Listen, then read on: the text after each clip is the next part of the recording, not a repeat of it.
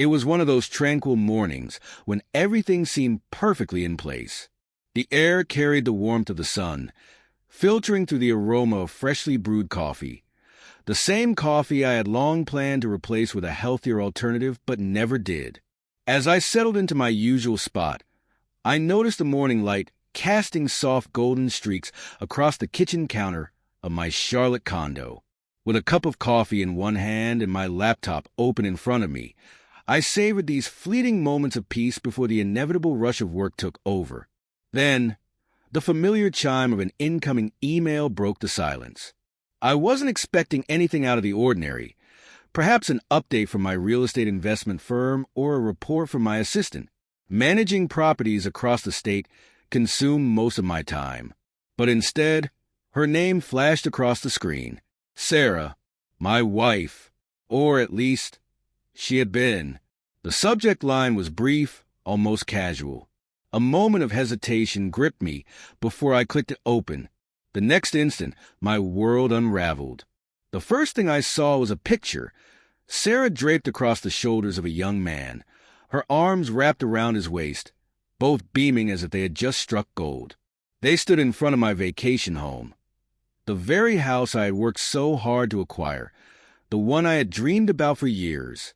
Their expressions radiated contentment, as though I had merely been a stepping stone to their new life. Beneath the image was a short note. The house is mine now. I've moved in with Jake. The divorce papers will be sent to you by my lawyer. Don't contest it. My name is on the deed. Sorry. No explanations, just facts. I placed my coffee down and exhaled slowly. My hands remained steady. My heartbeat didn't race. Instead, an eerie calm settled over me, the kind that always preceded one of Sarah's impulsive storms. She had always been reckless, relishing the thrill of conquest, but never mastering the art of long-term planning. This was a foolish move, one she thought would allow her to take what wasn't hers. I stretched my fingers, leaning back in my chair, contemplating my next move. After a brief pause, I typed a single response. Are you sure? Then I hit send and blocked her number. She had just declared war, and she had no idea who she was up against. Looking back, I should have finished my coffee. I should have seen this coming. The warning signs weren't subtle. They had been glaring, practically screaming at me. But like any man too engrossed in his work, I convinced myself that Sarah was simply going through a phase, that whatever had made her distant, distracted, and impatient would eventually pass. Sitting in my office, replaying the past few months in my mind, the truth became painfully clear. This had been in the works for a long time. It started with her frequent weekend getaways to the lake house. At first, it seemed harmless. Sarah had always loved unwinding by the water, and since my business kept me busy, I encouraged her to take time for herself. She insisted it was a way to clear her head, to find inspiration. I believed her. Then the trips became more frequent, more private. She stopped inviting me.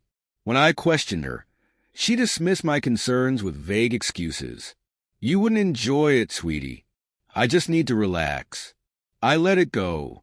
After 6 years of marriage, I reasoned that personal space was natural. Then came the late-night phone calls. I would catch glimpses of her on the balcony, speaking in hushed tones, her voice deliberately casual. She didn't want to be overheard.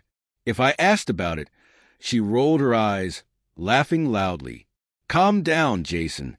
I'm just brainstorming ideas with my designer friends. Sarah had always been an expert at deception, but I had been a fool. The real wake-up call should have been the shift in her demeanor.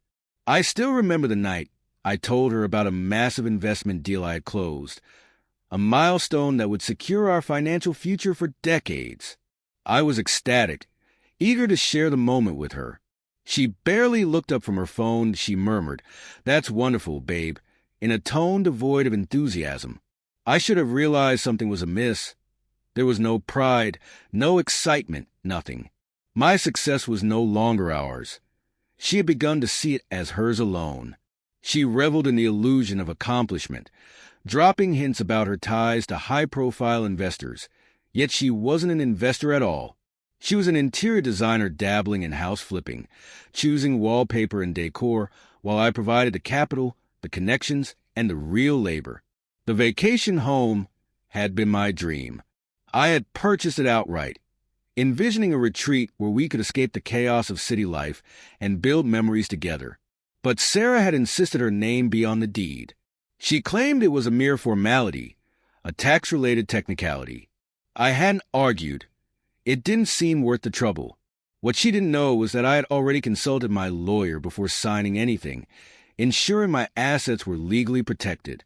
As I sat in my office, her condescending email replayed in my mind.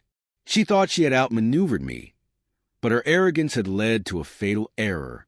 Months earlier, I had installed security cameras at the vacation house for insurance purposes. Never did I imagine they would serve an entirely different purpose. When I accessed a live feed, I saw Sarah lounging poolside with Jake, her new, much younger companion. He carried himself with the smugness of someone who had never built anything of his own, sipping champagne as though celebrating a victory. He was nothing but a freeloader, exuding confidence because someone else was footing the bill. My grip tightened around my whiskey glass as I watched the recorded footage. Sarah sneaking Jake in at night, the two of them hosting intimate dinners, Jake parading around in my car, acting as if I had been erased from existence. My chest tightened, but it wasn't from heartbreak. It was strategy. Sarah had just handed me everything I needed. Proof of her embezzlement, undeniable evidence of her affair, and a clear display of her intent to claim what wasn't hers. I wasn't going to yell, break down, or send desperate messages. I wouldn't waste energy demanding answers. I was patient. Sarah had initiated this battle, but she had no idea who she was up against. Her expression faltered as my assistant, standing behind a sleek glass partition, calmly informed her that I was unavailable. Instead of begging or making a scene, she turned toward the exit but hesitated. Then, without a backward glance, she left. That was the end of Sarah Carter, the woman who had gambled her future in an attempt to steal mine.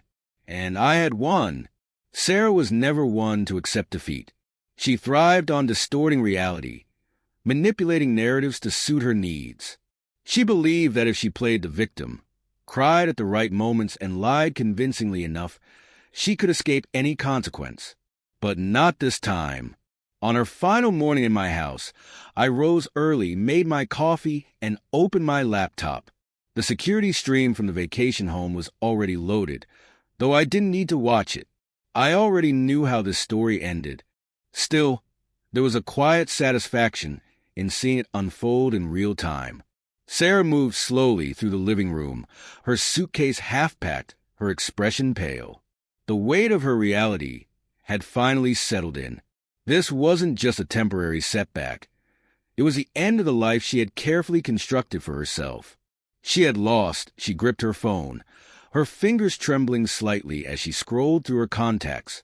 I watched as she hesitated over a name before finally selecting it, as though it was her only option.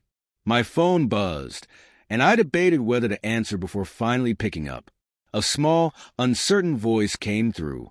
"Jason, I don't know what to do."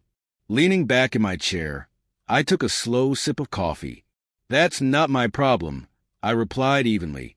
She inhaled sharply. "You don't have to be like this." My tone remained calm. "I understand, Sarah. You thought I was someone you could use, someone who would always be there. But you lost." She sighed.